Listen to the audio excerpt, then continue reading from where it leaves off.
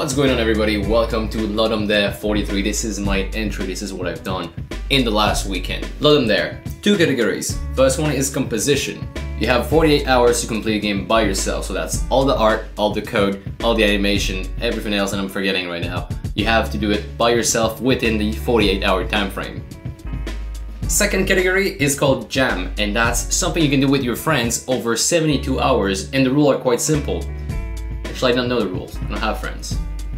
So I've personally joined the composition section last week, and today I will take you over what I've done during the whole 16-hour total of what I've worked on the game. So all the art you're gonna see is mine, all the sound was mine, everything is basically from scratch, which is something I'm quite proud of because I didn't put that much time into it.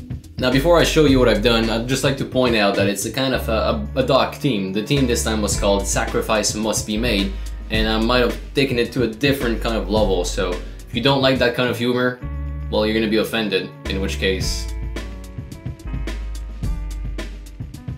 It's getting a little bit old, but every time I attend a game jam, especially the physical one here in Quebec, and I go there by myself, because usually you need a team, we always end up making, or I always end up making some kind of joke as a game, like some kind of meme. I remember the last one I've attended by myself. The game was about Africa being flooded by water, and then Leonardo DiCaprio would come in and blast everybody.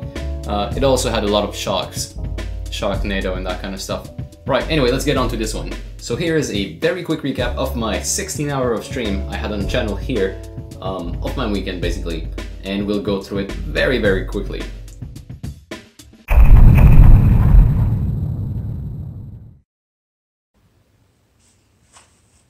So the team was just announced, but we gotta head to the vet real quick. This dude just ate some rubber from a rubber ball.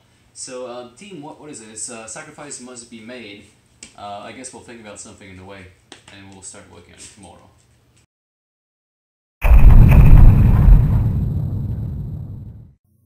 This was at the very beginning when I started my project.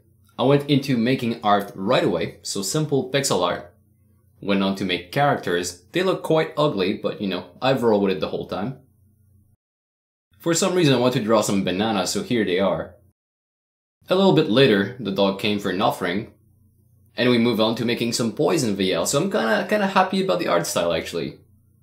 After putting everything together inside of a scene, I've started implementing QuickTime action mechanic, which ended up being something I kept throughout the whole game. Then later that night, things started to turn a little bit more dark. Here's how the gameplay would look like around that time. All we had to do is walk over to the correct fruit or correct poison VL, and then it would fill up our potency bar. Eventually, if we're potent enough, the guy would fall asleep, and we'd head over to the gas can. I've then moved on to making an intro scene, which was basically just two texts and a single animation. No, this is not a swastika, but it's a red cross coming from the cult my player is in, and that's the player sprite. Later on, I figured that my QuickTime action event really wasn't fun unless I knew what was coming, so I've added multiple of them. And you can see here, during the gameplay, how it looked like.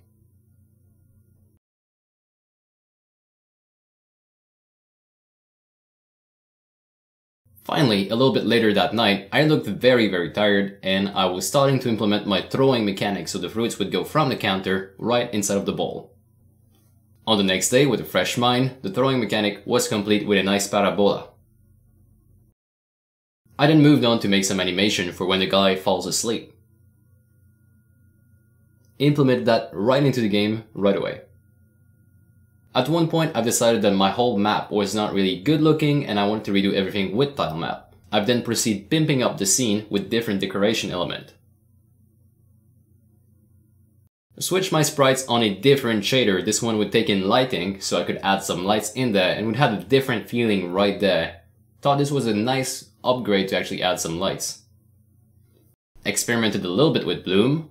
To be honest, I had no clue what I was doing. I tried to assign an intensity, a float intensity, to my bloom, and I realized that instead of taking a float, it took in a float parameter, and I found out that the value you want is actually called value. So I was quite happy that everything ended up working. In fact, that bloom came from a post-processing profile, so I didn't really know how to reference it, but I got it with a find object of type.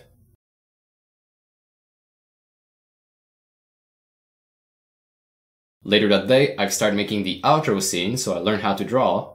and put the nice little cinematic together for my ending shot. And now the awful part begins. We need sound.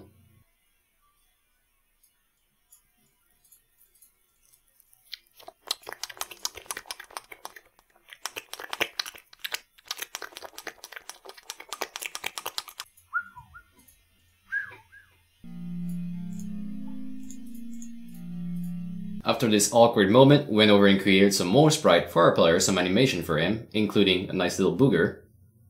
Then moved on to refine some of the sprite by making them thicker. We had some necessary barrel and crates. And finally, we were ready to play the game. Actually, the sound isn't really heard properly in this version, so I'll just take another one. I'll just do another take of that.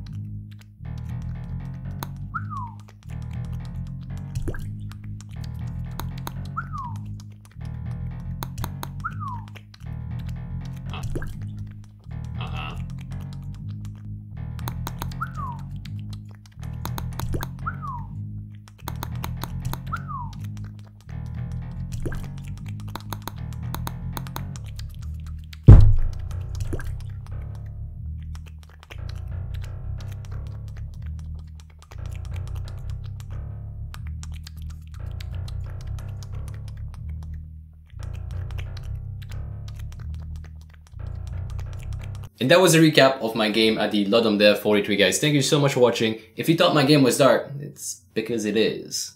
And if you're wondering where the inspiration came from, you can have a look in the Ludum Dev page. I'll link that down below in the description. You can have a link in the description over there. You might a little bit understand what I tried to achieve. Else you can just think I'm a twisted person, which is totally fine. I don't mind. So yeah, thanks for tuning in. We'll see each other really soon for the multiplayer update on the stuff I'm working on the side. So guys, thank you so much for watching. Okay, bye.